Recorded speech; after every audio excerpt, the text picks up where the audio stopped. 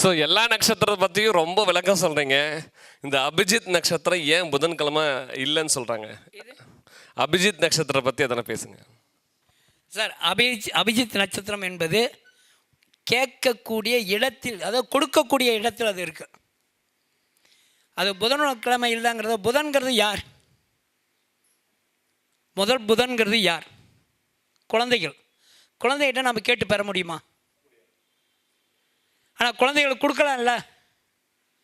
குழந்தைகளுக்கு கொடுக்கக்கூடிய அந்த இடத்துல இருக்க அபிஜித் நட்சத்திரம் என்னுடைய பேக்கில் பார்த்தீங்கன்னா, எனக்கு இந்த 22வது நட்சத்திரம் அபிஜித் நட்சத்திரம் வர அன்றைக்கி குழந்தைகளுக்கு பலூன் ஊதி கொடுத்துட்டுப்பேன். அது ஒரு இதாக வச்சுருக்கேன். நிறைய பேர் டைமில் பார்த்துருப்பாங்க. குழந்தைகளுக்கு பலூன் ஊதி கொடுக்கணும். ஏன்னா நம்மளுடைய ஏன் பலூன் ஊதி கொடுக்கணும், நம்மளுடைய மூச்சு காற்று அதுக்குள்ளே இருக்குது. அந்த குழந்தை அந்த பலூன் வாங்கி என்ன பண்ணும்? விளையாடும். லகுவான கிரகம் நம்மளை வச்சு விளையாடிட்டு இருக்கோம். நம்ம கூட குழந்தைய விளையாடுற மாதிரி இது கடவுள் நம்மளுக்கு அருள் புரிவார். அதனால தான் அந்த புதன்கிழமைக்கு இருக்கிற எந்த இல்லாதது. இது நிறைய இன்னும் கதைகள் இருக்குது, இன்னும் நிறையா இருக்குது, ரூல்ஸ் எல்லாம் இருக்குது. இந்த ஒரு ரூல்ஸ் முக்கியமானதுங்கிறதால இதை சொல்லிட்டேன் நான் உங்களுக்கு.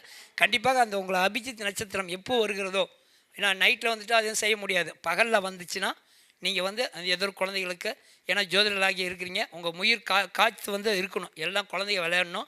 அதுக்குரிய அது நீங்கள் வேணால் பாருங்கள். ஒரு வாஸ்து நிபுணர் அவர் கூட சொல்கிறார் உங்களுக்கு. எந்த வீட்டில் மகிழ்ச்சி இருக்குன்னு தெரியுமா உங்களுக்கு?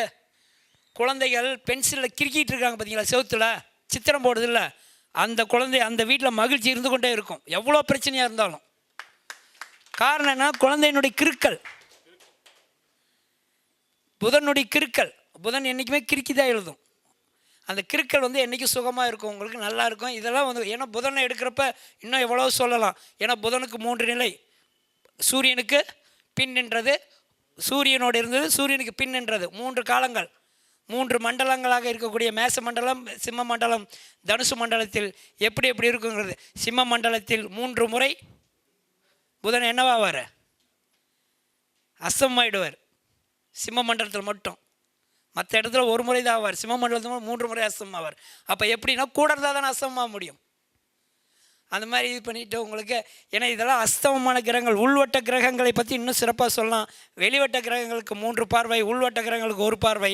இதெல்லாம் கணக்கெடுத்துன்னா சொல்லிக்கிட்டே இருக்கலாம், பேசிக்கிட்டே தான் இருக்கலாம்.